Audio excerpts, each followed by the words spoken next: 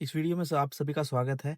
हम इस वीडियो में कवर करने वाले हैं फिजिक्स का प्री बोर्ड का पेपर, जिसमें आपको बहुत सारे question as it is exam में मिलने वाले हैं। बस बहुत ही ध्यान से चीज़ों को समझते चलिएगा। हर एक क्वेश्चन का सोल्यूशन हम इस वीडियो में कराने वाले हैं।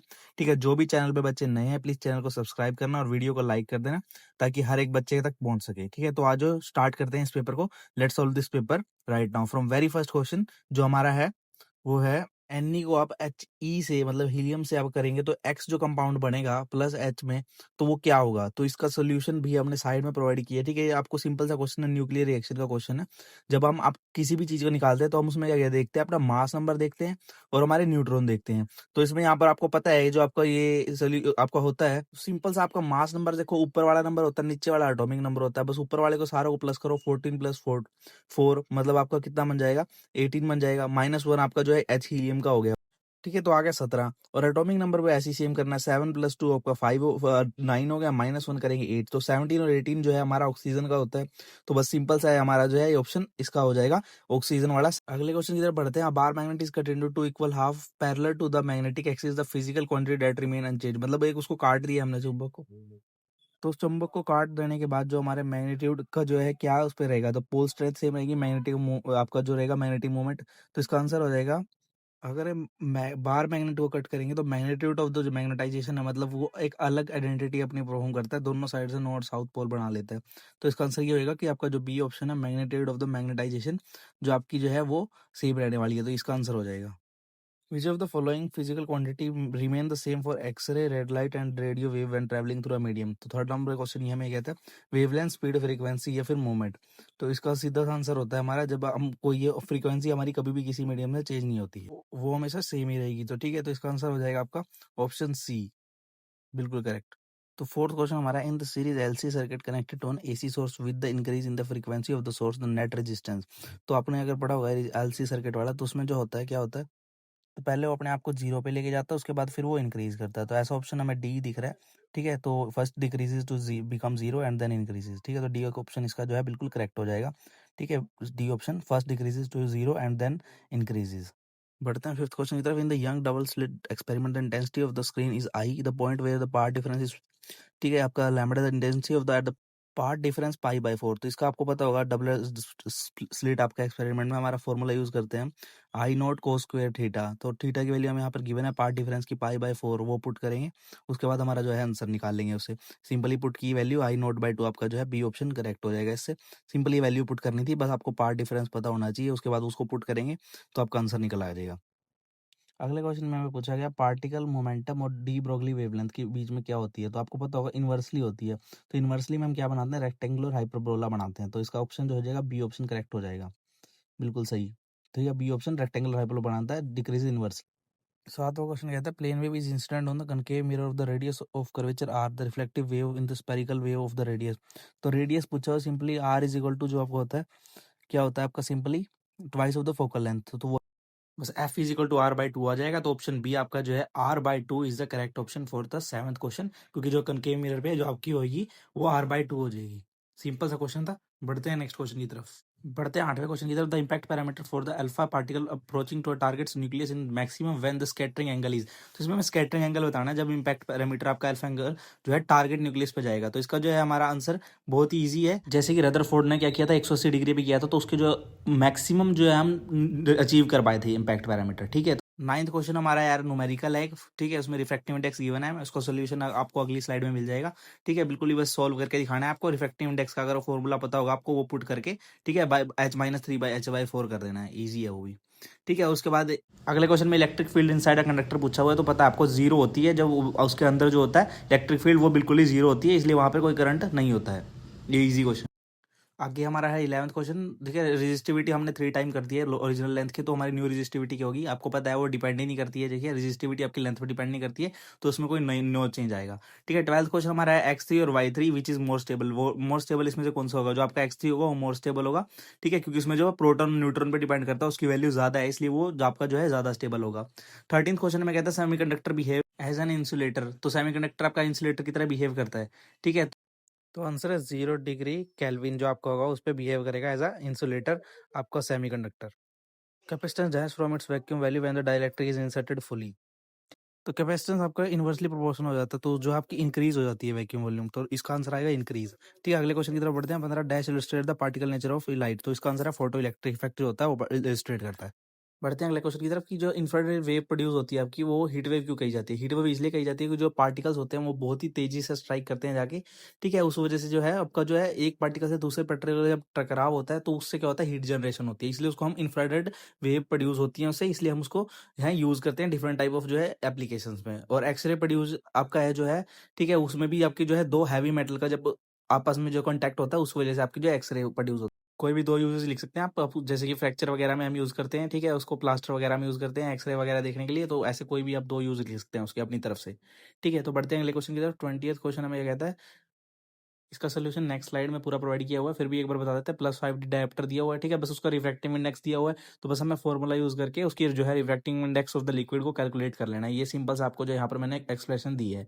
नेक्स्ट क्वेश्चन की तरफ बढ़ते हैं। हमारा वो है, तो आइसोलेशन एनर्जी क्या होती है? कोई भी एक आइटम जो है हाइड्रोजन एटम में से जो है इलेक्ट्रॉन निकालने के लिए जितनी एनर्जी हमें चाहिए होती है उसको हम बोलते हैं आइसोलेशन आपकी एनर्जी। बस सिंपल सा ये लिखना है। और वैल्यू फॉर द हाइड्रोजन उसकी कितनी होती है? आपकी 13.9। ठीक है, यहाँ पर देखो ये गिवन है 13.9 EV में होएगा आपका। उसके बाद हम नेक्स्ट क्वेश्चन की तरफ बढ़ते हैं।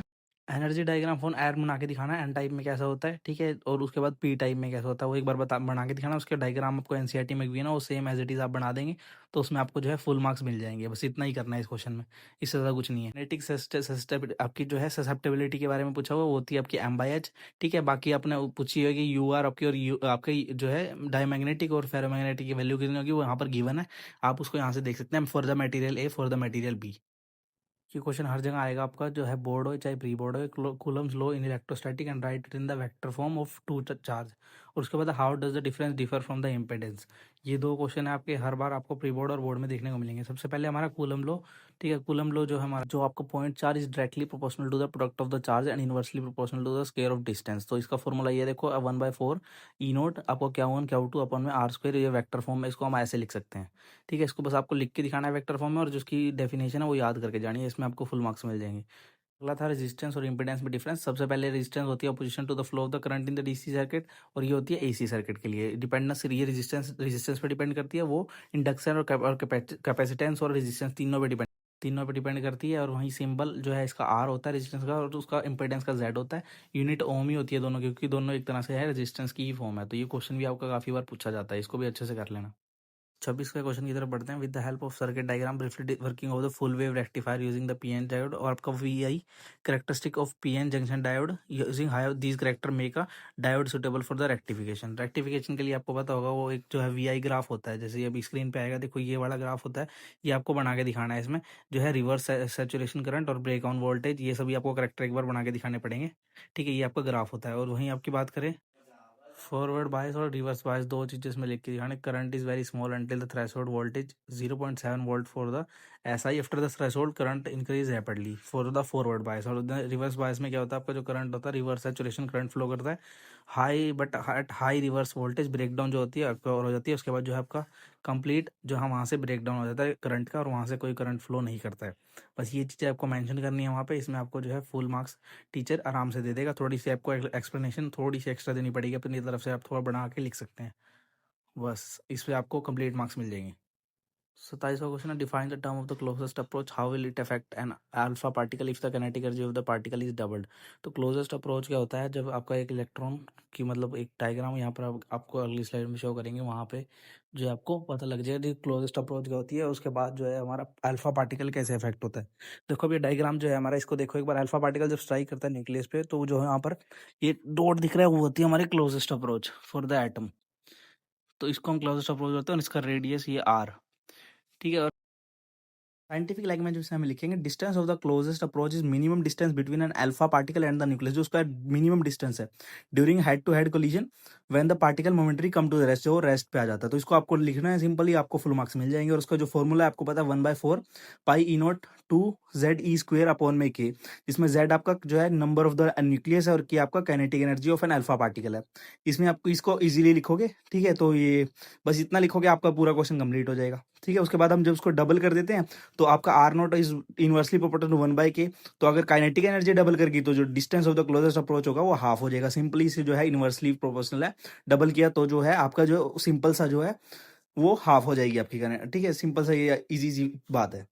इसके बाद ये एनसीईआरटी वाला न्यूमेरिकल हमारा, जिसमें आपको वेवलेंथ दी हुई है 330 और आपका जो है इलेक्ट्रॉन दिया हुआ है सरफेस से जो स्ट्राइक करता है 3.5 इंटू 10⁻⁻19 जूल। कैलकुलेट करनी है हमें energy of the incident radiation और आपकी kinetic energy of the photo electron. तो आपको फॉर्मूला पता होगा, E=hv, ठीक है, वो फॉर्मूला पता होना चाहिए आपको, और उसको जो काइनेटिक एनर्जी का फॉर्मूला पता होना चाहिए। वैल्यू आपको दे रखी है, लैम्बडा वगैरह सब दे रखा है, बस आपको सिर्फ वैल्यू पुट करनी है। देखो यहाँ स्क्रीन पे आपको शो हो रहा है E=hc/v आपका लैम्बडा, यहाँ पर वैल्यू पुट किए, जस्ट सोल्व किया। काइनेटिक एनर्जी भी सिंपल, के मैक्स आपकी क्या होती है, एनर्जी बाय डब्ल्यू, ठीक है, वो आपकी देखो ये हमने ऊपर निकाल लिया, डब्ल्यू से हमने उसको माइनस किया, हमारा सिंपल था 2.53 इंटू 10⁻⁻19 जूल। ऐसा क्वेश्चन बहुत बार आपको प्री बोर्ड में हर जगह देखने को मिलेगा, तो इस क्वेश्चन को आप बड़ा अच्छे से कर लें। ये सीबीएसई का भी फेवरेट क्वेश्चन है और एचपीएससी का भी फेवरेट क्वेश्चन है, हर साल आपको देखने को मिलता है। इसको अच्छे से कर लेना भाई, इसलिए ये डाला है यहाँ पे। उसके बाद नेक्स्ट क्वेश्चन की तरफ बढ़ते हैं। हमारा टॉर्क निकालना है हमें एक्सपीरियंस बाय द आपका electric pole of the dipole, जिसकी हमारी momentum P in the uniform electric field E में। What will happen if the field were not uniform, अगर वो यूनिफॉर्म नहीं होगी तो क्या होगा। सिंपल सा हमें क्वेश्चन है, ठीक है, हमें सिर्फ एक्सप्रेशन मतलब कि हमें डेरिवेशन करके दिखा देनी है। सिंपल सी आपको डेरिवेशन आती होगी, और देखो सिंपल सा आपको उसमें पता होगा torque in the uniform electric field क्या होती है आपकी, P=sin थीटा, ठीक है। इसको आपकी डेरिवेशन होती है, उसको आप एक बार थोड़ा सा डेरिवेशन फॉर्म में करके दिखाएंगे तो आपको मार्क्स अच्छे मिल जाएंगे। अब इसको डेरिवेशन फॉर्म में करके दिखाना है, और अगर यूनिफॉर्म नहीं होगी तो क्या होगा, डाइपोल जो है आपको बोथ एक्सपीरियंस करेगा, टॉर्क भी और फोर्स भी। तो क्या होगा, वो मूव भी करेगा और साथ ही साथ रोटेट भी करेगा। बस ये दो केस है आपको, ये आपको आराम से वहां एग्जाम में अच्छे से एक्सप्लेन करना है, डेरिवेशन अच्छे से ड्रॉ करनी है, और उसके बाद ये है यूनिफॉर्म क्या होगा, ये छोटा सा 2 लाइन में एक्सप्लेन कर देंगे, डाइपोल जो है दोनों मूव करेगा। बढ़ते नेक्स्ट क्वेश्चन की तरफ। 30 क्वेश्चन है, किरचॉफ लॉ आपको बताने हैं, 2 किरचॉफ लॉ आपको बताने हैं। Explain briefly how these law are justified, और ये जस्टिफाई कैसे होते हैं। तो किरचॉफ लॉ आपने पढ़ा होगा आपका इलेक्ट्रिसिटी वाले चैप्टर में। तो जो किरचॉफ लॉ होता है आपका, ठीक है, वो आपको अच्छे से एक्सप्लेन करके दिखाना है इसमें, ठीक है, और जो है उसके जो रूल है उसको हमने जस्टिफाई करना है। अब किरचॉफ लॉ आपने ना इसकी जो डेरिवेशन है पूरी करके दिखा देनी है एक बार एग्जाम में, ठीक है, यहाँ पर स्क्रीन पे भी आ जाएगी, ठीक है। ये वाली जो है जो डेरिवेशन होती है ना, छोटी सी डेरिवेशन है, अगर आपको चाहिए तो मैं आपको डिस्क्रिप्शन में आपको मेरे नोट्स हैं जो हैंड रिटन, वो आपको मैं पिन करके दे दूंगा, ठीक है, वहां पर वो उसमें कंप्लीट अच्छे से इजी वे में जो है आपकी सारे डेरिवेशन है।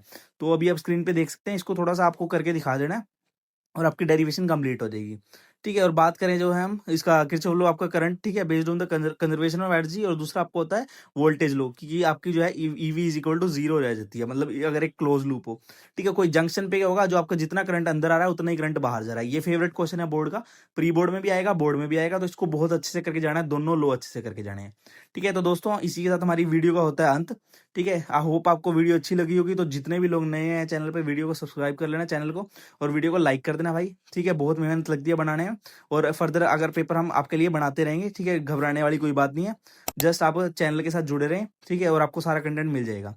Okay, bye bye, thank you so much.